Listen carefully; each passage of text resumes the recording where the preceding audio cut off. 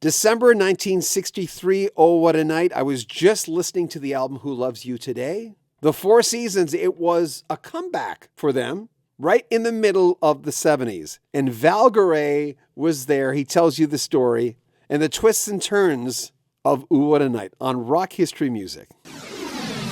December 1963, Ooh, What a Night. I was looking at the numbers, considering it's strange when you look at the Four Seasons. And I know that was a different Bob Gaudio kind of, that was a new invention with of course, he wrote a lot of their hits. But when Who Loves You came out, I remember someone told me it was the Four Seasons. I'm going, that's no way, that's not the Four Seasons.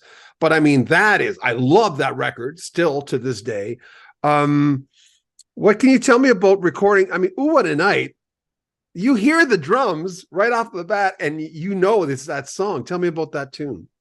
Well, Bob and I had worked together prior to that on a Neil Diamond record that had a big hit called Desiree. So when Bob and Frankie kind of wanted to reinvent the Four Seasons, they found these three guys in Jersey, and one of them was this drummer Jerry Polsey, who had this great voice.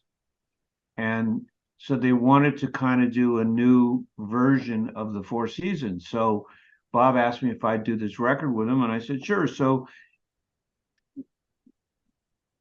he started writing the songs. And what's interesting is December 63, Oh, What a Night, his wife wrote the lyrics to that. And the story is about her getting laid for the first time. That's what that song's about. If you listen to the lyrics, yeah, listen to it. I mean, lyrically, that's what it's about. And so Jerry Polsey was the singer, and the reason that it didn't last is because this kid, Jerry Polsey, had an incredible voice, but so did Frankie, and Frankie was the main attraction of the Four Seasons, and I think he was a little taken back by how much attention that Jerry Polsey was getting in terms of these hits. So I think that's kind of what put an end to it. But that and Who Loves You, that's another great track that Bob wrote. Bob's a great writer. By the way, whose idea was it to come in with the chorus of Who Loves You and then the drum, the drumming? It was just a collaboration of Bob and the band. Bob's a good arranger. I mean, it was his ideas. Still a one Orleans. I talked to Jerry Murata. I've talked to John quite a few times and about him and Johanna writing that. Any experiences you could share about that? Johanna, I love Johanna. And John, he's a great writer, but Johanna's an amazing lyricist. She's funny. She calls me valuable. That's the name she uses when we communicate. Yeah. That whole thing was based on Chuck Plotkin.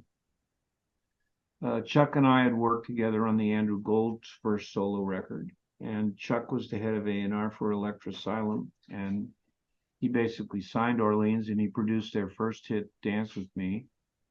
So when he did Still the One, he wanted me to finish it. He wanted me to mix it because he knew that I could make it sound like a hit, and he had a sense that it was a hit song, and it became a big hit. And it was fun to do because, the vocalist was incredible. I mean, he's passed away, but boy, that kid sing. Yeah. You must have known with that one. Huh? You must have known that was a hit when you worked on it. Right. And it was a huge hit. And then it went on to become the sports lead-in for NBC Sports for a year. Mm-hmm. Great song. Really great song. And then I did John's first solo record after that with him. Remember, join our mailing list. You'll get access to every single video we release. And the only thing we'll ever send you are the links to those videos, because sometimes YouTube does not let every subscriber know about new videos we release. The link is at the very top of the description for you to join our mailing list. I'm John Bowden. This is Rock History Music.